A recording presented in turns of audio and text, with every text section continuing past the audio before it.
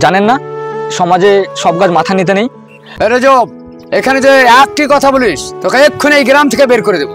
আজকে একটা ধনী মানুষ অসুস্থ হয়ে পড়ে থাকুক, আপনি ফল নিয়ে দৌড়বেন তাকে দেখা করতে। আমি সত্যি গরিব দেখে ভালোবাসিনি, আজ থেকে তোমার হাত খান ধরে বলছি তুমি আমাকে ক্ষমা করে দাও ভাই।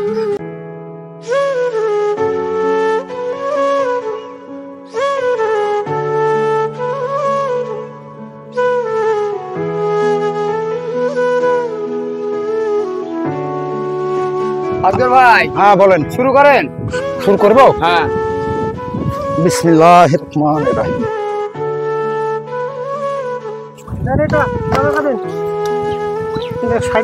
হ্যাঁ হ্যাঁ হ্যাঁ, প্রথমকার চাপ। চাচা দাঁড়ান, আপনি এই কবর খুঁড়বেন না। কেন বাবা, এই গ্রামের কেউ মারা গেলে কবর তো আমিই খুঁড়ি। কবর খোঁড়া তো ভালো কাজ, ভালো কাজে কেন তুমি বাধা দিচ্ছ বাবা? চাচা আমি জানি আপনি ভালো কাজ করছেন, কবর খোঁড়া ভালো কাজ, কিন্তু এই সমাজে এইরকম বড় লোকদের কবর আপনি খুঁড়বেন না। জানেন না সমাজে সব কাজ মাথা নিতে নেই, আর পারলে এরা কবর অন্য কাউকে খুঁড়ুক, আপনি এই কবর খুঁড়বেন না। এই রজব, তুই আমার বাবার কবর খোঁড়া নিষেধ করা তুই কে? তুই কি জানিস না আমি কার সন্তান? তুই বাধা দিস এবং বারণ করে তুই কোন সাহসে? তোর কি এই গ্রামে থাকার ইচ্ছা আছে, না তোকে এই গ্রাম থেকে বের করে দেবো? আচ্ছা বাবা রাজু, এই ভালো কাজে কেন তুমি বাধা দিচ্ছ? তুমি ব্যাপারটা আমাকে একটু খুলে বলো তো। কি হয়েছে তা তোমার জানা দরকার নাই, তোমার কাজ হলো কবর খোঁড়া, তুমি কবর খুঁড়তে শুরু করো। চাচা বললাম না আপনি এই কবর খুঁড়বেন না, আমার পুরো কথা শেষ হবে তারপর আপনি কবর খুঁড়বেন। এই রজব, এখানে যে একটি কথা বলিস তোকে এক্ষুনি এই গ্রাম থেকে বের করে দেবো। আরফান ভাই, আপনি কি আপনার গায়ের জোরে কথা বলছেন, নাকি আপনার বংশের জোরে কথা বলছেন, নাকি আপনার অহংকারের কথা বলছেন? আমরা গরিব বলে কি আমাদেরকে কি মানুষ মনে করেন না? না, তোদের মতন গরিব থেকে আমি মানুষ বলে মনে করি না। তুই কি জানিস না এই গ্রামের লোক আমাদের কত মান্য করে, অথচ আমাদের কত ভয় করে? তুই কি সেটা জানিস না? আর তোকে আবার কে ভাই চিনে? আরে আমাদের মতো মানুষকে আপনাদের তখনই প্রয়োজন হয় যখন আপনাদের কেউ মারা যায়, কারণ এই দাফন কাফনের সময় আমাদের মতো গরিব ছাড়া আপনাদের দাফন কাফন হয় না। এই রজব, তুই কি বলতে চাস? এই কথাগুলো এইভাবে পেঁচিয়ে ঘুরে না বলে শুধু বাংলায় বল যে কি বলতে চাস তুই। হ্যাঁ, আর কেনই বা আজকে আমার আব্বাজান মারা গেছে, তার কবর খুঁড়তে তুই কেনই বা বারবার বাধা দিছিস, সেটা আজকে বল। হ্যাঁ বাবা রজব, তুমি কি বলতে চাইছো একটু খুলে বলো তো। তোমার জন্য আমি দাঁড়িয়ে আছি, কবর খুলতে পারছি না, ওদিকে লাশ নিয়ে ওরা অপেক্ষা করছে। হ্যাঁ চাচা, আজকে আমি সবকিছু খুলে বলবো, আজকে আমার বলার সময় এসেছে। আরফান ভাই, গত 6 মাস আগে আপনার মা মারা গেলেন। হ্যাঁ, আমার মায়ের তো বয়স হয়েছিল, সে মারা গেছে, কিন্তু আজ আমি বুঝতে পারছি না যে আজ আমার মায়ের সঙ্গে এই কবরের কি সম্পর্ক হলো, সেখানে তুমি এসে বাধা দিচ্ছ। আজকে আমি সেটাই বলবো। আপনার যে গত 6 মাস আগে আপনার মা মারা গিয়েছিলেন, তো কবরটা কে খুঁড়েছিলেন? এই আসগর ভাই এসেছিল। আসগর ভাই তো গ্রামে এইসব কাজ সবই করে। আচ্ছা আরফান ভাই, গত 7 দিন আগে তো আপনার ছেলে বিয়ে দিয়েছেন, কত ধুমধাম করে, তাই না? হ্যাঁ দিয়েছি, তবে আমি একটা জিনিস বুঝতে পারছি না রজব, ওই আজকে আমার ছেলের বিয়ের সঙ্গে এই কবরের কি সম্পর্ক হলো? শুন রজব, তোর উল্টো পাল্টা কথা শোনার টাইম আমার নাই, তাই তোকে বলছি তুই ওখানে চলে যা। আর আসগর ভাই, তুমি কবর খুঁড়তে আরম্ভ করো। জি ভাই। চাচা দাঁড়ান, আপনাকে বললাম না আমার কথা শেষ না পর্যন্ত কবর খুঁড়বেন না। বাবা রজব, তুমি ঠিক আছো তো? আমি জানি তুমি খুব ভালো মানুষ, দেশের পরোপকার করে বেড়াও, কিন্তু আজ তোমার কি হয়েছে আমি কিছু বুঝতে পারছি না। কিন্তু অন্যের বিপদে তুমি কেন আজ বাধা দিচ্ছ? চাচা, কিছু মানুষের ভিতরে মনুষ্যত্ব জাগানোর জন্য বিপদের সময় শক্ত হয়ে দাঁড়িয়ে কথা বলতে হয়, কারণ সুখের সময় মানুষ মানুষকে মনে করে না।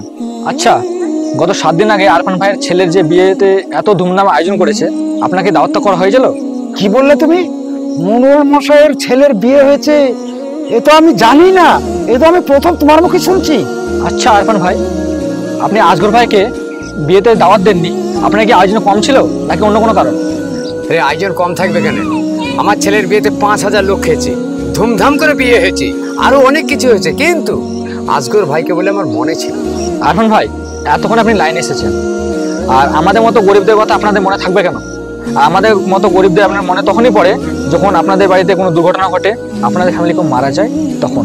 কিন্তু যখন আপনাদের বাড়িতে কোনো বড় অনুষ্ঠান হয়, বড় কোনো আয়োজন হয়, পেট ভরে খেতে পায়, তখন আমাদের মতো গরিবদের আপনাদের বাড়িতে দাওয়াত দেওয়া হয় না, খেতে দেয় না, বলে না। এমন কি আপনার কি মনে আছে গত 2 মাস আগে আসগর ভাই অসুস্থ হয়ে পড়েছিল, একটা সাহায্য পায়নি, 5টা টাকা দিয়ে কেউ ওকে সাহায্য করেনি? তাছাড়া আরফান ভাই, আপনি কি কখনো দেখেছেন এই কবর খোঁড়া দাফন কাফনের কাজ কোন ধনী ব্যক্তি বা বড়দের করতে? দেখেননি, আর দেখবেনও না, কারণ এইসব কাজগুলো আজগো চাচাদের মতো গরিব হতদরিদ্র মানুষগুলোই করে থাকে। তারা একবার মাইকে শোনা মাত্র তার সব রকম কাজ ফেলে দিয়ে সে ছুটতে ছুটতে চলে আসে যে তার পাশে এসে দাঁড়াবো। কিন্তু আপনাদের বাড়িতে যখন বড় ধরনের কোনো অনুষ্ঠান বা কোনো আয়োজন করা হয়, তখন আপনাদের বাড়ি দাওয়াত কারা পায়? গ্রামের গণ্যমান্য ব্যক্তিরা। কিন্তু সেদিন আপনারা এদের কথা ভুলে যান, এদের মতো গরিব মানুষদের কথা ভুলে যান। কিন্তু একটা কথা বলবো আপনাকে, যে যখন আপনাদের এই মা মারা যায় বা বোন মারা যায় বা আপনাদের বাড়িতে যখন কোনো প্রবলেম হয়, কোনো দুর্ঘটনা ঘটে, তখন কেউ ছুটতে ছুটতে আসে, এইরকম গরিব মানুষরা আপনাদের বাড়িতে আসে, সাহায্যের জন্য আসে। তারা এক কথায় আপনার বাড়িতে এসে কবর খুঁড়ে যায়, তারা দাফন কাফনের ব্যবস্থা করে যায়। কিন্তু তারা আসে কিভাবে? বিনা স্বার্থে আসে, কিন্তু তাদের কোনো স্বার্থ থাকে না। কিন্তু আপনাদের মতো কিছু লোক আছে এই যে এই সমাজে, তাদের যখন দরকার পড়ে মানে তারা মানুষকে মানুষ বলে মনে করে না। তার মধ্যে আপনি একজন। বললে তো রাগ করবেন। আজকে একটা ধনী মানুষ অসুস্থ হয়ে পড়ে থাকুক, আপনি ফল নিয়ে দৌড়বেন তাকে দেখা করতে, তার পাশে গিয়ে দাঁড়াবেন। কিন্তু আর আজগর চাচা যদি অসুস্থ হয়ে পড়ে থাকে, আপনি তার পাশে গিয়ে দাঁড়াবেন না, পাশটার দিকে সাহায্য করবেন না। এই তো কিছুদিন আগে আজগর চাচা অসুস্থ হয়ে পড়েছিল। মা আসমা, দেখ মা, আমি খুব অসুস্থ, জ্বরে গাডা আমার পড়ে যাচ্ছে। যা ঘরে পয়সা করি আছে, ওষুধ আনার ব্যবস্থা কর মা। দেখছিস না আমার কাশিটাও থামছে না। যা মা, তুই দেরি করিস না। ঘরের যে টাকা পয়সাগুলো ছিল সবই তো খরচ করে ফেললাম, ঘরে খাওয়ার জন্য এক মুঠো চালও নেই, এখন কি করব? আসমা, তুই পাড়া প্রতিবেশীর কাছে যা, গিয়ে তাদেরকে আমার দুঃখের কথা জানা, আমার এই জ্বরের কথা জানা, গিয়ে তাদের কাছে সাহায্য করে নিয়ে আয়, প্রয়োজনে ধার করে নিয়ে আয়। আমি সুস্থ হয়ে কাজ করে তাদের আমি ঋণ পরিশোধ করবো। যা মা, তুই যা।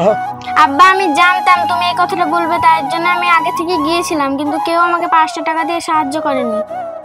চাচা, আপনার কি হয়েছে? আব্বা খুব অসুস্থ, ঘরে একটা টাকা পয়সা নেই যে চিকিৎসা করাবো। তুমি জমিদার বাবুর কাছে গিয়েছিলে তো? উনি চাইলে তো সাহায্য করতে পারে তোমাকে। হ্যাঁ, আমি গিয়েছিলাম, কিন্তু জমিদার বাবু আমাকে সাহায্য করা তো দূরের কথা, আমাকে দূর দূর করে তাড়িয়ে দিয়েছে।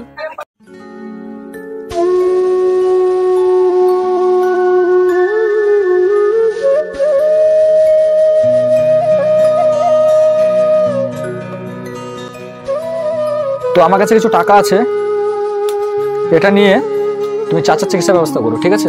ঠিক আছে। ওনার মেয়ে আপনার কাছে গিয়েছিল, আপনি তাকে দূর দূর করে তাড়িয়ে দিয়েছেন, আপনি কোনো সাহায্য তো করেননি, এমনকি অপমানও করেছেন। রজব, এটা আমি ভেবে দেখিনি যে এত বড় আমি অন্যায় করেছি। সত্যি আজ গরিব থেকে খুব অত্যাচার করেছি, জ্বালিয়েছি। আজকে গরিব ছাড়া আমি উদ্ধার হচ্ছি না। তুমি কথা ঠিক ধরেছো, তুমি ঠিকই কথা ধরেছো। তবে একটা কথা কি জানো, আমি সত্যি গরিব দেখে ভালোবাসিনি। আজ থেকে তোমার হাতখান ধরে বলছি, তুমি আমাকে ক্ষমা করে দাও ভাই, আর তুমিও আমাকে ক্ষমা করে দাও। আজ থেকে তোমাদের যাতে অসুস্থ পড়বে আমাকে একটু খবর দেবে, আমি উল্কার মতো ছুটে গিয়ে তোমাদেরকে আমি বাঁচাবো। আর রজব, এবার কবর খোঁড়ার অনুমতিটা দাও। আজকে চাচা যখন এই ভুল বুঝতে পেরেছে, তো আমিও বলছি আপনি এবার কবর খোঁড়া শুরু করুন, ঠিক আছে? নিজের ভুল যখন বুঝতে পেরেছে তবে কবর খোঁড়া শুরু করুন। বেশ, আমি কবর খোঁড়া শুরু করে দিচ্ছি। ঠিক আছে।